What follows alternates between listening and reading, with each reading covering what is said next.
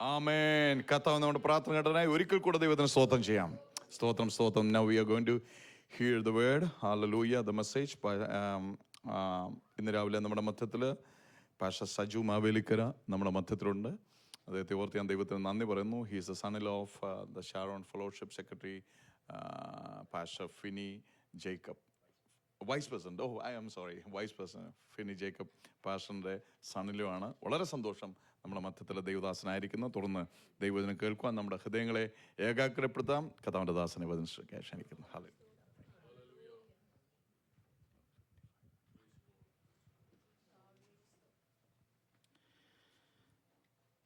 കർത്താവിൻ്റെ ധന്യമുള്ള തിരുനാമം വാഴ്ത്തപ്പെടുമാറാകട്ടെ.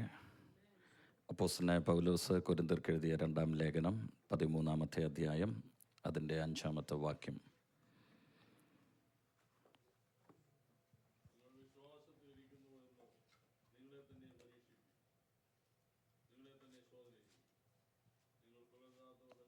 മതി എല്ലാവർക്കും ആ ഭാഗം കിട്ടിയെന്ന് വിശ്വസിക്കുന്നു. 2 Corinthians chapter 13 verse 5.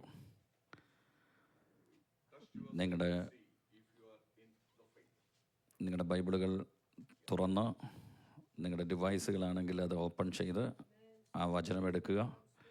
നിങ്ങളുടെ വലതുകരം ആ വചനത്തിൻ്റെ മേൽ വെച്ചിട്ട് കർത്താവിനോട് പറഞ്ഞേ, ഇത് അങ്ങയുടെ വചനമാണ്, ഇത് ജീവനുള്ള വചനമാണ്, ഇതിന്നും പ്രവർത്തിക്കുന്ന വചനമാണ്, ശക്തിയുള്ള വചനം, വിടുവിക്കുന്ന വചനം, സൗഖ്യമാക്കുന്ന വചനം, അത്ഭുതത്തെ ഉളവാക്കുന്ന വചനം. ഇന്ന് ഈ വചനം എൻ്റെ വിടുതലാകട്ടെ.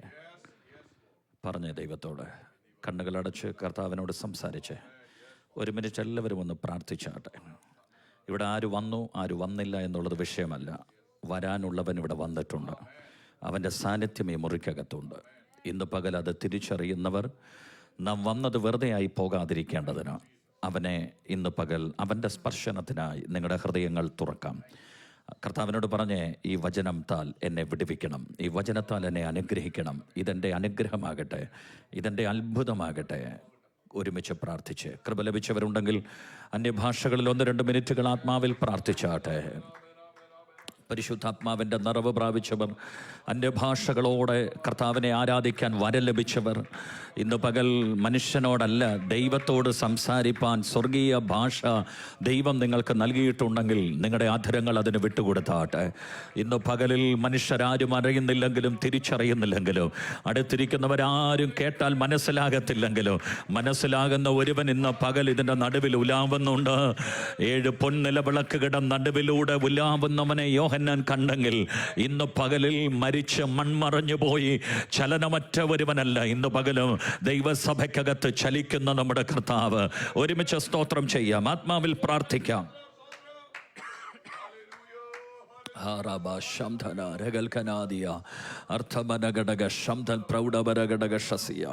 Thank you, wonderful Holy Spirit. Thank you, Jesus. Hallelujah. പ്രാർത്ഥിച്ച് യേശുവേ നന്ദി പറയുന്നു, കർത്താവേ നന്ദി പറയുന്നു. ഹല്ലേലൂയ. പരിശുദ്ധ പിതാവേ, ഞങ്ങൾ ഒരുമിച്ച് അപ്പൻ്റെ സന്നദ്ധിയിൽ വരുന്നു. തുറന്ന ഒരു സ്വർഗം ഞങ്ങൾക്ക് മീതെ ഉള്ളതിനായി സ്തോത്രം. ഇന്ന് പകലും പുത്രനെ മഹത്വപ്പെടുത്തും.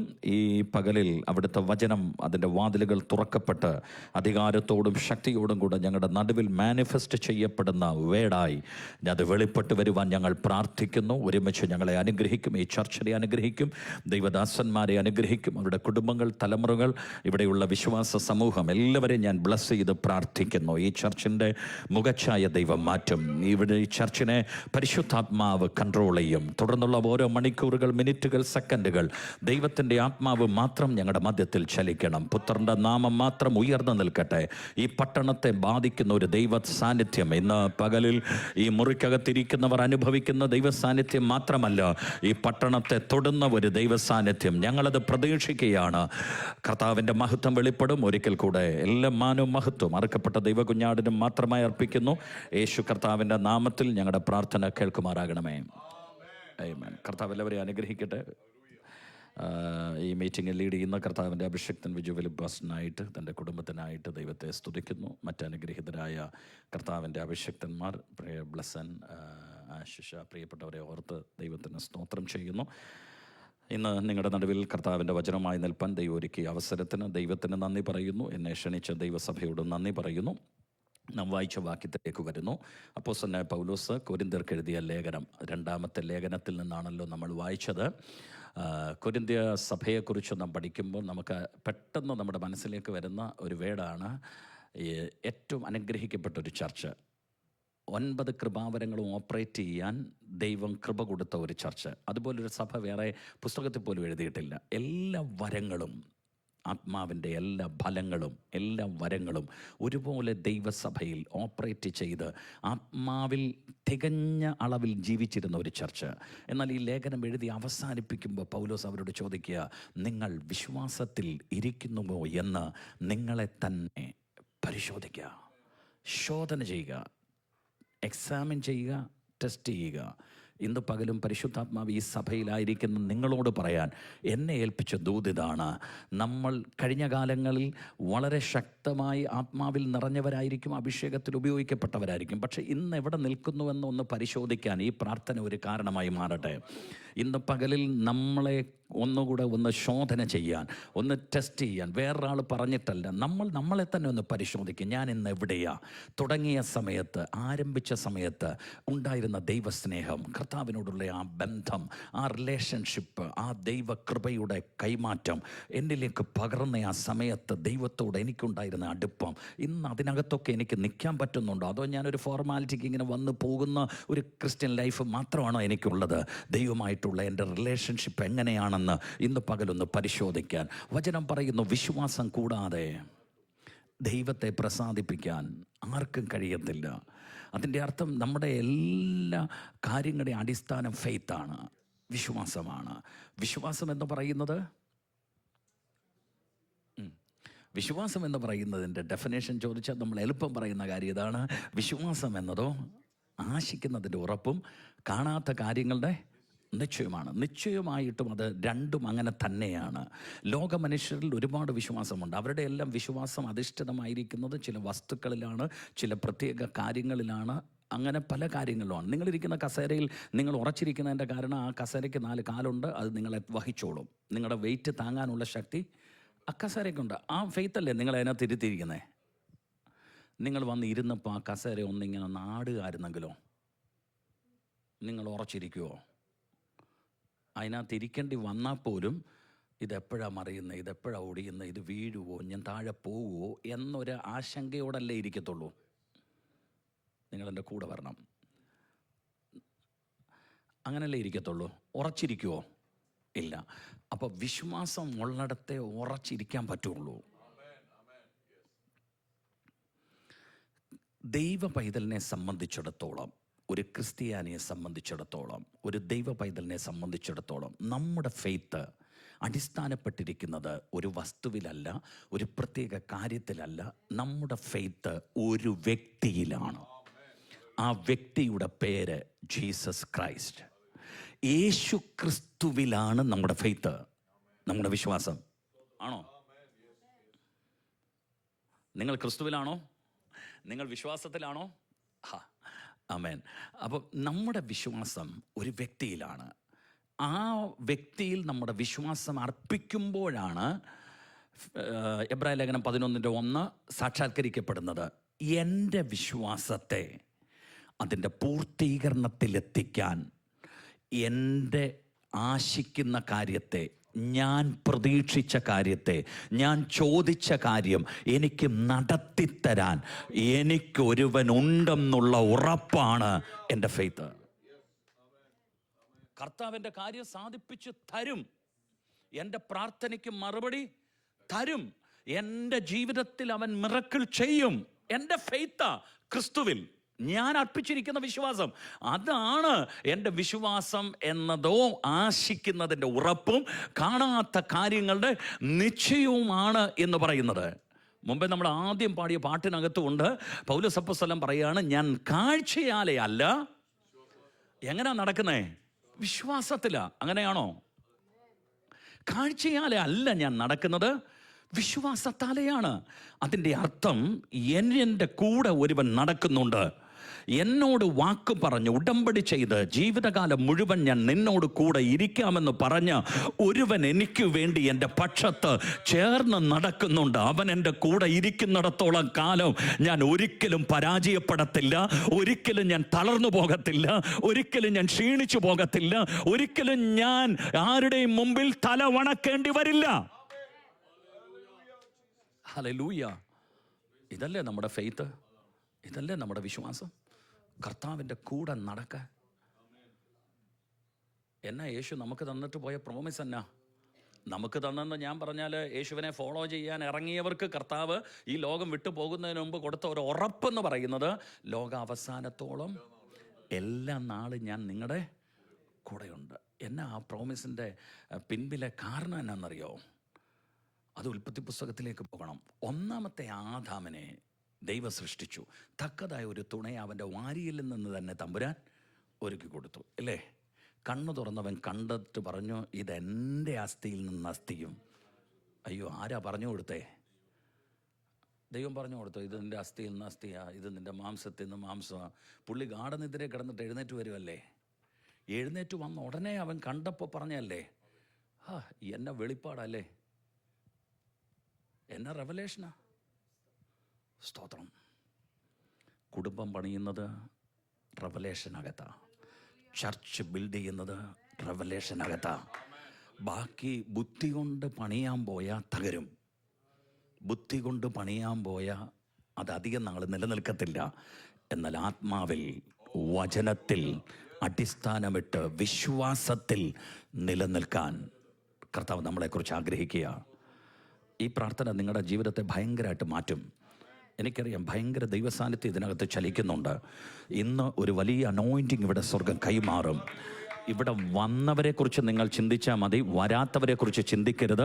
നിങ്ങളെ ദൈവം ഇവിടെ കൊണ്ടുവന്നത് ഈ ദൂത് നിങ്ങൾക്ക് കൈമാറാൻ വേണ്ടിയാണ്. ഒരു ഭയങ്കര ദൈവസാന്നിധ്യം എനിക്കിവിടെ ഫീൽ ചെയ്യുന്നുണ്ട്, ഞാനത് തിരിച്ചറിയുന്നുണ്ട്. വചനം ഇന്ന് മാനിഫെസ്റ്റ് ചെയ്യും, ജഡമായിട്ട് വെളിപ്പെട്ട് വരും. ഒരു ഹല്ലേലൂയ പറഞ്ഞേ. ആമേൻ. അപ്പോൾ ഒന്നാമത്തെ ആദാമിന് തക്കതായ ഒരു തുണയെ കൊടുത്തു, അല്ലേ? പക്ഷെ ആ തക്കതായ തുണ എല്ലാ സ്ഥാനത്തും തക്കതായി തന്നെ തുണയായിട്ട് കൂടെ നിൽക്കാനാണ് തമ്പുരാൻ കൊടുത്തേ. പക്ഷേ കൊരിന്ത്യലേഖനത്തിൽ പൗലോസ് പറയുന്നുണ്ട് 11-ാം അധ്യായത്തിനകത്ത്, സർപ്പം ഹവ്വയെ ഉപായത്താൽ ചതിച്ചു. അപ്പോൾ ഉപായം പ്രയോഗിച്ചാണ് ചതിക്കപ്പെട്ടത്, അല്ലേ? നേരെയായിരുന്നോ? ഇല്ല. വാസ്തവമായ കാര്യങ്ങൾ പറഞ്ഞിട്ടാണോ? അല്ല. ശത്രു ചതിച്ച് ചതിവിൽ വീഴ്ത്തി കൃപയിൽ നിന്ന് വലിച്ചുകൊണ്ട് പോയത്, തേജസ്സിൽ നിന്ന് പുറത്തു പോകാൻ കാരണമായത് ദൈവത്തോട് അനുസരണക്കേട് ചെയ്തതിൻ്റെ പിൻപിൽ ഒരു ചതിവും വഞ്ചനയും പിശാചിൻ്റെ ഭാഗത്തുനിന്ന് ഉപായ രൂപത്തിലുണ്ടായിരുന്നു.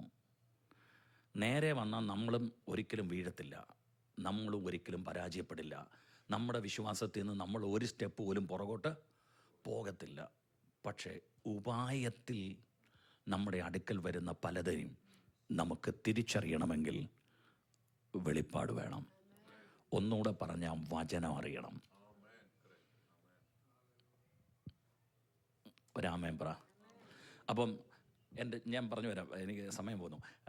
നോക്കിക്കേ, ആദാം കൂടെ ഉണ്ടായിരുന്നോ ഈ ഉപായം പ്രയോഗിച്ച് ശത്രു ഹവ്വയുടെ അടുക്ക വന്നപ്പം? ആദാം ഉണ്ടായിരുന്നോ കൂടെ? ഇല്ല. ഇവൾ ഒറ്റയ്ക്കായിരുന്നപ്പോഴല്ലേ വന്നേ?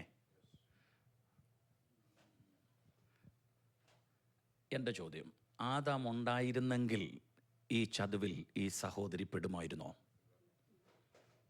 പറ. അച്ചായന്മാരുടെ ബലം കണ്ടോ? ആ, സ്തോത്രം.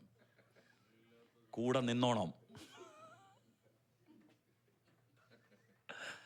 ഹല്ലേലൂയ. ഇല്ലച്ചാ, സത്യ. കൂടെ ആദാം ഇല്ലാത്ത സമയത്താണ് ശത്രു വന്നതും അവളെ വീഴ്ത്തിയതും. ഇത് ഒന്നാമത്തെ ആദാമിൽ സംഭവിച്ച കാര്യം. എന്നാൽ ഒടുക്കത്തെ ആദാം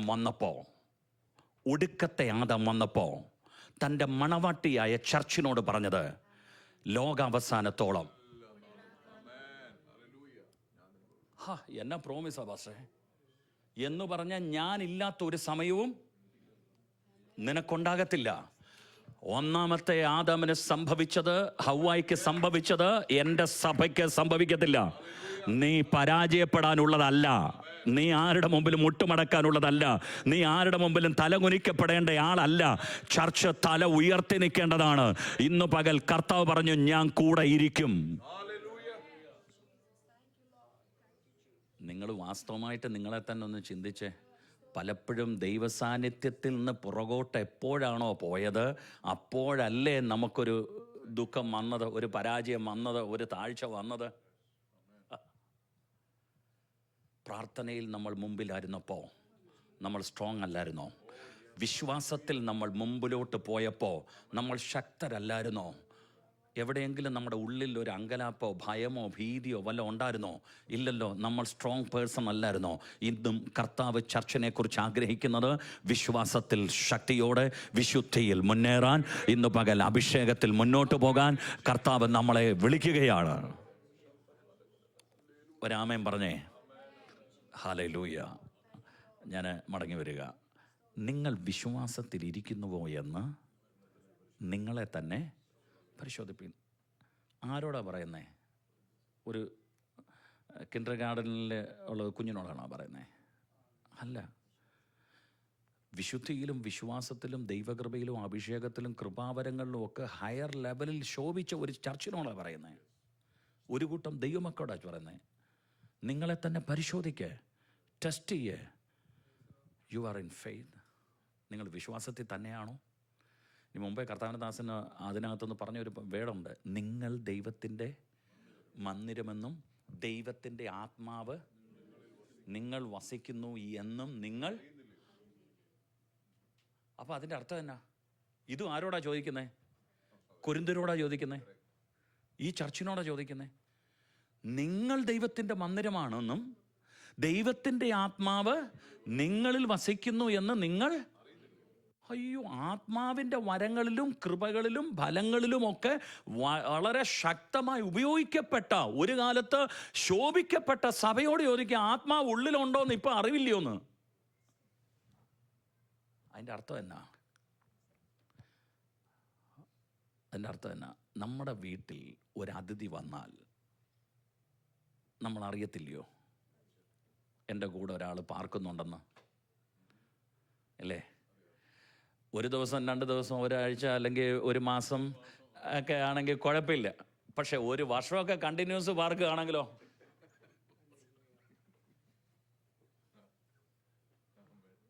പിന്നെ നമ്മൾ ഈ മൈൻഡ് ചെയ്യുമോ? സ്വീകരിച്ച സമയത്തെ കൂട്ട് ചിന്തിക്കാൻ വേണ്ടി പറയാം. പിന്നെ നമ്മുടെ ഭാഗമായില്ലേ, നമ്മുടെ വീടിൻ്റെ ഭാഗമായില്ലേ ആള്. നമ്മൾ നമ്മളെ തന്നെ പരിശോധിക്കണം. എനിക്ക് പ്രസംഗിച്ച് തീർത്തില്ലേലും സാരമില്ല, പരിശുദ്ധാത്മാവ് പറയുന്ന എല്ലാം പറയണം.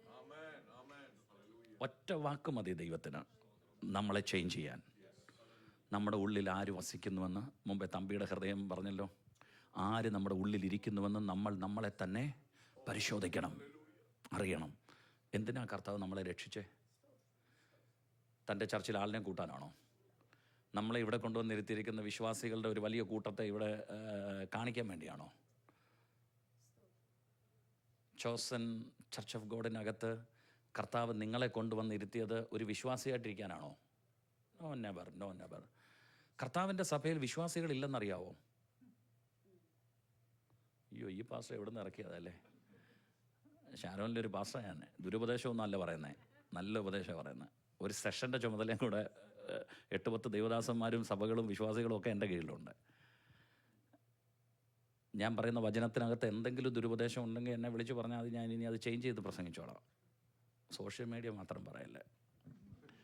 ഒരാമയും പറഞ്ഞാലും എനിക്ക് പ്രശ്നമൊന്നുമില്ല. കർത്താവ് ഏൽപ്പിച്ചതാണോ അത് എവിടെയും പ്രസംഗിക്കും.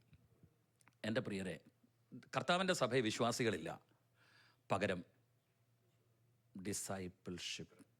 വിശ്വാസികളില്ല, ശിഷ്യന്മാർ മാത്രമേ ഉള്ളൂ. അതുകൊണ്ട് നമ്മളെ കർത്താവ് കൊണ്ടുവന്നത് ഇവിടെ പാസ്റ്ററിൻ്റെ പ്രസംഗം കേട്ടിട്ട് ആ നല്ലതായിരുന്നു പാസ്റ്റർ എന്ന് പറഞ്ഞിട്ട് പോകാനല്ല, സ്തോത്രരാജ്യം ദശാംശമൊക്കെ കൊടുത്തിട്ട് പോകാനല്ല. ഇവിടെ വന്ന് ഞാൻ പാസ്റ്റർ എന്നാന്ന് വെച്ചാൽ പറഞ്ഞോ ഞങ്ങൾ ഇവിടെ ഇരുന്ന് തരാമെന്ന് പറഞ്ഞിട്ട് പോകാനൊന്നുമല്ല. നമ്മളെ കർത്താവിൻ്റെ ശിഷ്യത്വത്തിലേക്കാണ് വിളിച്ചത്. അവനെ അനുഗമിച്ചവർ, ആ ശിഷ്യന്മാരുടെ കൂട്ടമല്ലേ ചർച്ചായി മാറിയത്? നിങ്ങൾ ചർച്ചിൻ്റെ പ്രാരംഭം നോക്കിക്കോ. ഇങ്ങനെ കർത്താവ് വിളിച്ചു ചേർത്ത ഒരു വലിയ കൂട്ടം, ഫോളോ ചെയ്യാൻ, കർത്താവിൻ്റെ പുറകെ വരാൻ വിളിച്ചിറക്കിയ ഒരു കൂട്ടം. അപ്പോസ്തലപ്രവൃത്തി 1 തുടങ്ങുന്നത് എങ്ങനെയാണ്? ഇങ്ങനെ ഒരു സംഘം ഒരുമിച്ച് കൂടി ഒരുമനപ്പെട്ട് പ്രാർത്ഥന കഴിച്ചു പോന്നു. ആരാ? ഒരു സംഘം എന്ന് പറഞ്ഞാൽ ഒരു കൂട്ടം ആളുകൾ അല്ലേ? കർത്താവ് വിളിച്ച ഒരു കൂട്ടം ആളുകൾ, തിരഞ്ഞെടുത്ത ഒരു കൂട്ടം ആളുകൾ. പക്ഷെ അവരിൽ പരിശുദ്ധാത്മാവ് വന്നപ്പോഴോ സഭയായി, സംഘം സഭയായി, ചർച്ചായി മാറി. ഇന്നും പലതും കൂട്ടമായിട്ടിരിക്കുന്നതിൻ്റെ കാരണം പരിശുദ്ധാത്മാവില്ലാത്തതുകൊണ്ടാണ്. സത്യമാണ്. ആത്മാവ് ചലിക്കാത്തതെല്ലാം ഒരു കൂട്ടം മാത്രമാണ്. പക്ഷെ ആത്മാവ് ചലിക്കുന്നതോ ചർച്ചാണ്, സഭയാണ്.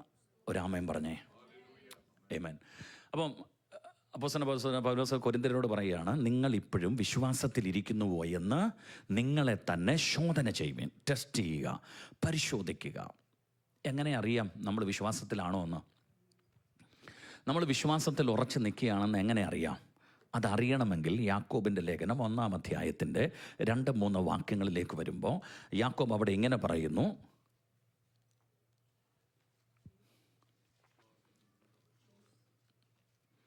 നിങ്ങൾക്ക് നേരിടുന്ന പരിശോധനകൾ നിങ്ങളുടെ വിശ്വാസത്തിൽ സ്ഥിരത ഉളവാക്കുന്നു എന്നറിഞ്ഞ് അത് അശേഷം സന്തോഷം എന്ന് എണ്ണുവേൻ. അപ്പോൾ അതിൻ്റെ അർത്ഥം എന്നാ? ഓരോ പരീക്ഷകൾ നമ്മുടെ ജീവിതത്തിൽ വരുന്നത് നമ്മളെ പരാജയപ്പെടുത്താനല്ല, പകരം നമ്മൾ വിശ്വാസത്തിലാണോ എന്ന് നമുക്ക് ഉറപ്പ് തന്ന് അതിനകത്ത് നമ്മളെ പിടിച്ചു നിർത്താനാ. അങ്ങനല്ലേ യാക്കോബ് പറയുന്നേ? ഒരാമേൻ പറഞ്ഞേ. വിശ്വാസത്തിൻ്റെ പരിശോധന അധികം സ്ഥിരത എന്ന് പറഞ്ഞാൽ ഉറപ്പെന്നല്ലേ എൻ്റെ അർത്ഥം? സ്ഥിരത എന്ന് പറഞ്ഞാൽ ഉറപ്പെന്നല്ലേ? ദൃഢമായ. എത്ര കൊടുങ്കാറ്റടിച്ചാലും എത്ര വെള്ളം പൊങ്ങിയാലും വീഴാതെ നിൽക്കുന്ന ഒരു ബിൽഡിങ് പാറമേൽ അടിസ്ഥാനമിട്ട് പണിതതാണെങ്കിൽ ഇന്നു പകൽ ഞാൻ എൻ്റെ ജീവിതം ക്രിസ്തുവിൽ അടിസ്ഥാനമിട്ട് പണിതിരിക്കുന്നത് ഫെയ്ത്തിനകത്താണ്. എൻ്റെ ഫെയ്ത്തിന് അടിസ്ഥാനം വചനമാണ്. ഈ വചനമാണ് എൻ്റെ അടിസ്ഥാനം. വിശ്വാസത്തിൻ്റെ അടിസ്ഥാനം, ആധാരം വചനമാണ്, വേറൊന്നുമല്ല, വചനമാണ്. അപ്പോൾ ആ വചനത്തിനകത്ത് വിശ്വാസത്താൽ വചനത്തിൽ അടിസ്ഥാനമിട്ട് ജീവിതം പണിതിരിക്കുന്ന എനിക്ക് ഒരിക്കലും പരാജയപ്പെടാൻ പറ്റില്ല. വിശ്വാസത്തിൻ്റെ പരിശോധനകൾ. അപ്പോൾ ടെസ്റ്റുകൾ ഉണ്ടായാൽ, പരിശോധനകൾ ഉണ്ടായാൽ നമുക്കറിയാം നമുക്ക് ഉറപ്പുള്ള വിശ്വാസം ഉണ്ടോ ഇല്ലയോ എന്ന് നമുക്ക് നമ്മളെ തന്നെ അറിയാം. അപ്പോൾ അതിൻ്റെ അർത്ഥം ഒരു ദൈവപൈതലിൻ്റെ ജീവിതത്തിൽ സംഭവിക്കുന്ന ഓരോ പരിശോധനകളും നമ്മളെ തകർക്കാനല്ല. ഇവിടെ എഴുതിയിട്ടുണ്ട് കർത്താവിൻ്റെ വചനത്തിൽ, അവിടെ യാക്കോബ് അവിടെ തന്നെ എഴുതിയിട്ടുണ്ട്, നിങ്ങൾക്ക് നേരിടുന്ന പരീക്ഷകൾ നേരിടുമ്പോൾ അത് ദൈവത്താൽ വന്നു എന്ന്, ദൈവത്താൽ നിങ്ങൾ പരീക്ഷിക്കപ്പെടുന്നു എന്ന് പറയരുത്. കാരണം ദൈവം ദോഷങ്ങളാൽ മനുഷ്യനെ പരീക്ഷിക്കുന്നവൻ അല്ല. അപ്പോൾ അതിൻ്റെ അർത്ഥം എന്നാ? ദോഷം ചെയ്യുന്ന പരീക്ഷകളൊന്നും തമ്പുരാൻ്റെ ഭാഗത്തുനിന്ന് വരുന്നതല്ല, പകരം വരുന്ന പരീക്ഷകൾ ദോഷമില്ലാതെ എന്നെ അനുഗ്രഹിക്കുന്ന ടെസ്റ്റുകളെല്ലാം എന്നെ ഉറപ്പിക്കുന്നതാണ്. ഹല്ലേലൂയ.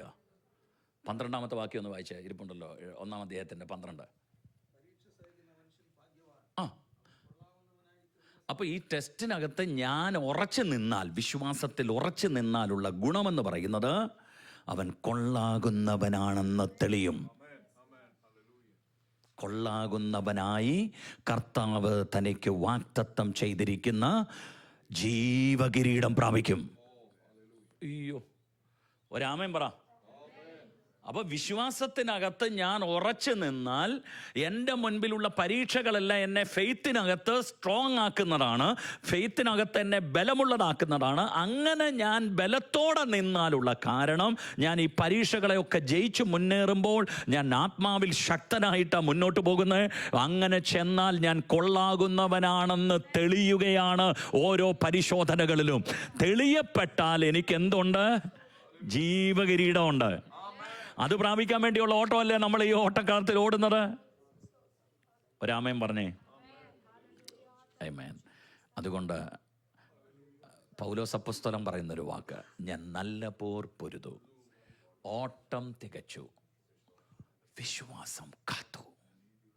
വിശ്വാസം കാത്തു എന്ന് പറഞ്ഞാൽ ഞാൻ പോരാടിയതും ഞാൻ ഓടിയതും എല്ലാം എൻ്റെ ഫെയ്ത്തിന് വേണ്ടിയാണ്.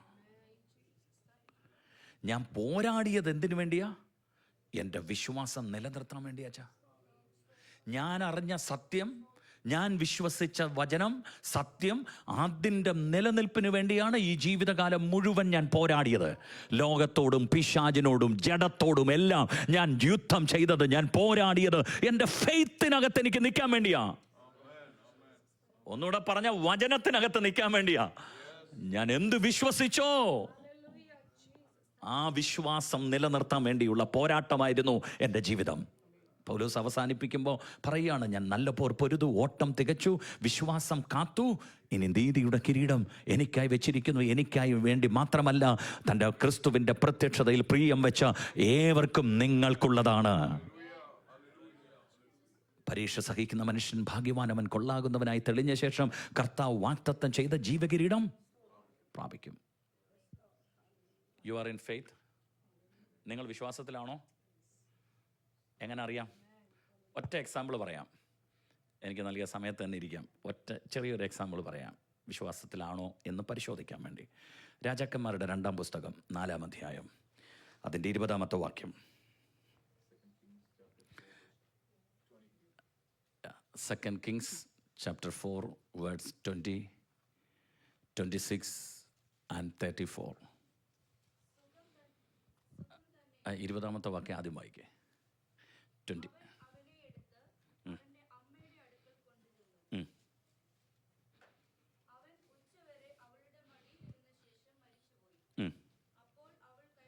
മതി. നീ 26, 26.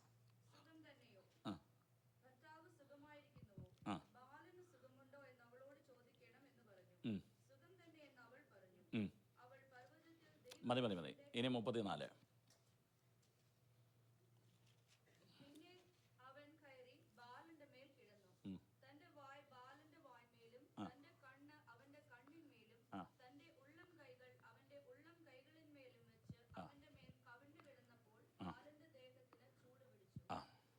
ഒരാമേൻ പറഞ്ഞേ.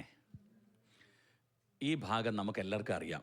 ചുരുങ്ങിയ നിമിഷം മാത്രമേ ഉള്ളൂ. ഞാൻ വേഗം പറഞ്ഞ് കമ്പിവാചകം പോലെ പറഞ്ഞു വിടാം. ശൂനേംകാരത്തി എന്ന് പറയുന്ന പേരൊന്നും പറഞ്ഞിട്ടില്ല ബൈബിളിൽ. ശൂനേമിലുള്ള ഒരു സ്ത്രീ, ധനാഢ്യയായ ഒരു സ്ത്രീ. 8-ാം വാക്യം ആരംഭിക്കുന്ന അങ്ങനെ. ഇനി ബൈബിൾ വായിക്കില്ല, എന്നെ നോക്കിയിരുന്നാൽ മതി. വീട്ടിൽ ചെന്നിട്ട് സമയം കിട്ടുമ്പോഴെല്ലാം ഇരുന്ന് അങ്ങ് വായിച്ചോ. അപ്പോൾ ഞാൻ ഈ പറയുന്നതിനേക്കാൾ റെവലേഷൻ നിങ്ങൾക്ക് അവിടെ വെച്ചുണ്ടാവും. കാരണം ഇവിടുന്ന് പ്രാപിച്ചു പോകുന്നതും അവിടെ ഇരുന്ന് പ്രാർത്ഥിച്ച് വായിക്കുമ്പോൾ ഇതുവരെ കേൾക്കാത്തത് നിങ്ങൾക്ക് ആത്മാവ് വെളിപ്പെടുത്തി തരും. ഇപ്പോൾ ഇവിടെ ഇരുന്ന് നിങ്ങൾക്കൊന്നും വായിച്ചിട്ടും മനസ്സിലാകത്തില്ല, ഞാനൊന്നും പറയുന്നോട്ട് കിട്ടത്തുമില്ല. അതുകൊണ്ട് ഇനി എന്നെ ശ്രദ്ധിച്ചാൽ മതി. വേഗം പറഞ്ഞ് ഞാൻ അവസാനിപ്പിക്കാം. നോക്കിക്കേ, ശൂനേമിൽ ഒരു ധനാഢ്യയായ സ്ത്രീ ഉണ്ടായിരുന്നു. ഏലീശ എന്ന് പറയുന്ന പ്രവാചകൻ ശൂനേമിൽ ശുശ്രൂഷയ്ക്കായിട്ട് ചെല്ലുമ്പോൾ ഇവൾ ആ യോഗത്തിന് പങ്കെടുത്തു. ആ യോഗം കഴിഞ്ഞപ്പോൾ പ്രവാചകനെ തൻ്റെ വീട്ടിലേക്ക് ഭക്ഷണം കഴിക്കാനായിട്ട് ക്ഷണിച്ചു. അങ്ങനെ അദ്ദേഹം അവളോടുകൂടെ അവളുടെ വീട്ടിൽ ഭക്ഷണത്തിന് പോയി. ഭക്ഷണം കഴിച്ച് ഇറങ്ങുമ്പോൾ ആ മനുഷ്യൻ പ്രാർത്ഥിച്ച് ആ കുടുംബത്തെ അനുഗ്രഹിച്ച് യാത്രയായി. വചനം പറയുന്നത് ഇങ്ങനെയാണ്, പിന്നീട് പ്രവാചകൻ ശൂനേമിൽ വരുമ്പോഴൊക്കെയും ഭക്ഷണം കഴിക്കാൻ ആ വീട്ടിൽ.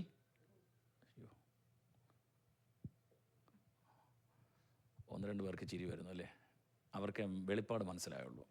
ഒറ്റ പ്രാവശ്യമേ വിളിച്ചുള്ളൂ, ബാക്കിയുള്ള പ്രാവശ്യമെല്ലാം വിളിക്കാതെ ഇടിച്ചു കയറി ചെല്ലും.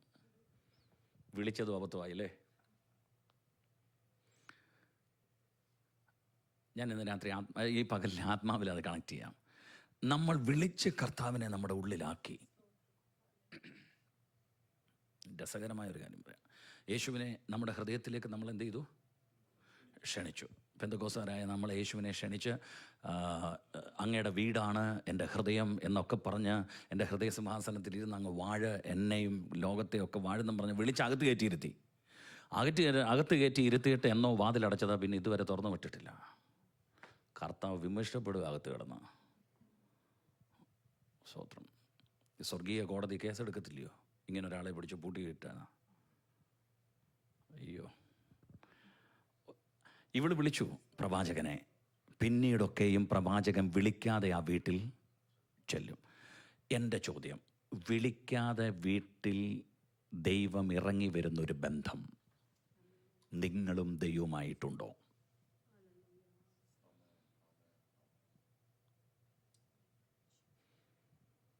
യാബോക്ക് കടവിൻ്റെ അക്കരെ ഭാര്യമാരെയും മക്കളെയും ധനവും സമ്പത്തും എല്ലാം കടത്തിയിട്ട് അവൻ ഒറ്റയ്ക്ക് ഇക്കരെ ശേഷിച്ചപ്പോൾ വിളിച്ചെന്ന് എഴുതിയിട്ടില്ല, ഒരു പുരുഷൻ അവൻ്റെ അടുക്കൽ വന്നു.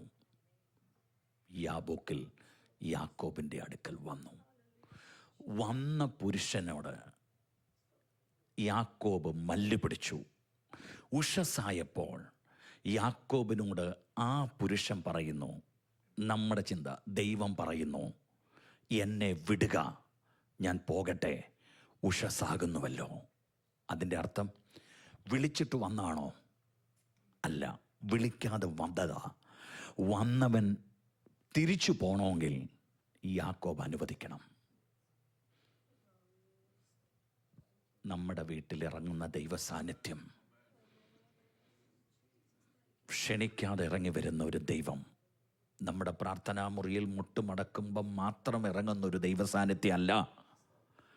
കർത്താവ് നമ്മുടെ കൂടെ ചലിക്കുന്ന തേജസ്സിൻ്റെ മേഘം നമ്മുടെ വീട്ടിലും നാം സഞ്ചരിക്കുന്ന വാഹനത്തിലും നമ്മുടെ സഭയിലും ഒരുപോലെ കവർ ചെയ്ത് മൂടി നിൽക്കുന്ന ഒരാത്മമണ്ഡലം. ദൈവത്തോട് അങ്ങനെ ഒരു റിലേഷൻഷിപ്പിലേക്ക്, അങ്ങനെ ഒരു ആത്മബന്ധത്തിലേക്ക്. എൻ്റെ ചോദ്യം, പ്രിയപ്പെട്ടവരെ, ഒറ്റ ജീവിതമല്ലേ ഉള്ളൂ? ഇനി മടങ്ങി വന്നൊരു ജീവിതം ഉണ്ടോ? ഇല്ലല്ലോ. ഇനി എത്ര നാളുണ്ട് നമുക്ക്? ഇതുവരെ സാധിച്ചില്ലെങ്കിൽ ഇനിയുള്ള ഓരോ സ്റ്റെപ്പും അവൻ്റെ കൂടെയാകാൻ, അവൻ്റെ കൂടെ ജീവിക്കാൻ, അവൻ്റെ ഹിതം നിവർത്തിക്കാൻ, അവൻ്റെ ഇഷ്ടം നിവർത്തിക്കാൻ. നമ്മളെ ഇവിടെ എത്തിച്ചത് ദൈവമാണെന്ന് നമ്മളെല്ലാം പറയുന്നുണ്ടല്ലോ. ഈ ഒരു അർഹതയും യോഗ്യതയും ഇല്ലാത്ത എന്നെ ഇവിടെ ഈ രാജ്യത്ത് ദൈവം കൊണ്ടുവന്നെന്ന് പറയുന്നല്ലോ. എന്തിനാ കൊണ്ടുവന്നതെന്ന് ചോദിച്ചോ ദൈവത്തോട് ഒരു പ്രാവശ്യമെങ്കിലും? അതെന്നെ അറിയിക്കണം, ഞാൻ അതിനു വേണ്ടി നിൽക്കാമെന്ന് ദൈവത്തോട് പറയുന്നുണ്ടോ? ഞാൻ അവിടെ നിന്നെല്ലാം പോവാ. അങ്ങനെ ഇദ്ദേഹം വരുമ്പോഴെല്ലാം ഈ വീട്ടിൽ വരും. ഇവൾ തൻ്റെ ഭർത്താവിനോട് പറയുക, കൂടെ കൂടെ നമ്മുടെ വഴിയായി വന്നു പോകുന്ന ഈ മനുഷ്യൻ വിശുദ്ധനായ ഒരു ദൈവപുരുഷനാണെന്ന് ഞാൻ അറിയുന്നു. ആ സ്ത്രീയുടെ സാക്ഷ്യം കേട്ടോ. ഭർത്താവിനോട് പറയുക, വിശുദ്ധനായ ഒരു ദൈവപുരുഷൻ നമ്മുടെ വഴിയായിട്ട് കൂടെ കൂടെ വന്നു പോകുന്നു. എന്നിട്ട് അവൾ പറയുക, ഈ മനുഷ്യൻ ഇനി വരുമ്പോൾ എപ്പോഴത്തെയും കൂട്ട് ഭക്ഷിച്ചു പോകാൻ അനുവദിക്കരുത്. നമ്മുടെ കൂടെ പാർക്കാൻ, വിശ്രമിക്കാൻ അദ്ദേഹത്തിനൊരു മാളിക മുറി പണിയണം. അങ്ങനെ ഭർത്താവ് ഒരു മാളിക മുറി പണിതു. ഒരു കട്ടിലും ഒരു മേശയും ഒരു കസേരയും ഒരു നിലവിളക്കും അവിടെ വെച്ചു. പിറ്റേ പ്രാവശ്യം അദ്ദേഹം വന്നിട്ട് ഭക്ഷണം കഴിച്ചു. എപ്പോഴത്തെയും പോലെ പ്രാർത്ഥിച്ചിറങ്ങാൻ നേരത്ത് അദ്ദേഹത്തോട് ഈ സ്ത്രീ പറഞ്ഞു, പോകരുത്, അങ്ങയ്ക്ക് വേണ്ടി മാത്രം പണിതിട്ടിരിക്കുന്ന ഒരു മാളിക മുറി ഇവിടെയുണ്ട്, അങ്ങ് ഇവിടെ വിശ്രമിച്ചിട്ട് പോയാൽ മതി. ആ മാളിക മുറി വേറെ ആർക്കും വേണ്ടി തുറക്കാറില്ല, ഇത് ദൈവപുരുഷന് വേണ്ടി മാത്രമാണ്. നമ്മുടെ വീട്ടിൽ അങ്ങനെ ഒരു സ്ഥാനമുണ്ടോ, ഒരിടമുണ്ടോ, ഒരു സ്ഥലമുണ്ടോ? ഒരാമയും പറ. നമ്മുടെ ഹൃദയത്തിലുണ്ടോ ദൈവത്തിന് വേണ്ടി ഒരു സ്ഥാനം? ഓക്കെ. ഈ ദൈവപുരുഷൻ ആ കട്ടിലേക്ക് കയറി കിടക്കുമ്പോൾ തൻ്റെ പ്രവാചകനെ, ശിഷ്യനെ വിളിച്ചിട്ട് പറഞ്ഞു, ശൂന്യംകരത്തെ വിളിക്കാൻ പറഞ്ഞു. അവൾ ഇത്ര താല്പര്യത്തോടെ നമുക്ക് വേണ്ടി ഇതൊക്കെ ചെയ്തല്ലോ, നമുക്ക് അവൾക്ക് വേണ്ടി എന്തെങ്കിലും ചെയ്യണം. വിളിച്ചു, അവളോട് ചോദിച്ചു, പറ, നിനക്ക് വേണ്ടി ഞങ്ങൾ എന്ത് ചെയ്യണം? ഞാൻ എന്ത് ചെയ്ത് തരയണം? നീ ഇത്ര താല്പര്യത്തോടെ എനിക്ക് വേണ്ടി ഇതെല്ലാം ചെയ്തല്ലോ, ഒരുക്കിയല്ലോ. പറ. സ്തോത്രം. ഇന്ന് പകൽ എന്നെ കേൾക്കുന്നവരോട് ഒരു ദൂത് ഞാൻ പറയാം. നിങ്ങൾ ദൈവത്തെയോ ദൈവദാസന്മാരെയോ ബഹുമാനിച്ചാൽ, ദൈവനാമത്തിനു വേണ്ടി ഒരു ചെറു വിരലെങ്കിലും ചലിപ്പിച്ചാൽ, ദൈവത്തെ ബഹുമാനിക്കുന്ന നിന്നെയും നിൻ്റെ കുടുംബത്തെയും ദൈവം മാനിക്കും. എന്നെ മാനിക്കുന്നവനെ ഞാൻ മാനിക്കും. അത് ദൈവത്തിൻ്റെ നീതിയാണ്. അങ്ങനെ ദൈവപുരുഷൻ അവളെ വിളിച്ചിട്ട് ചോദിക്കുക, പറ, രാജാവിനോടോ സൈന്യാധിപനോടോ നിനക്ക് വേണ്ടി ഞാൻ എന്തെങ്കിലും സംസാരിക്കണോ? ഉടനെ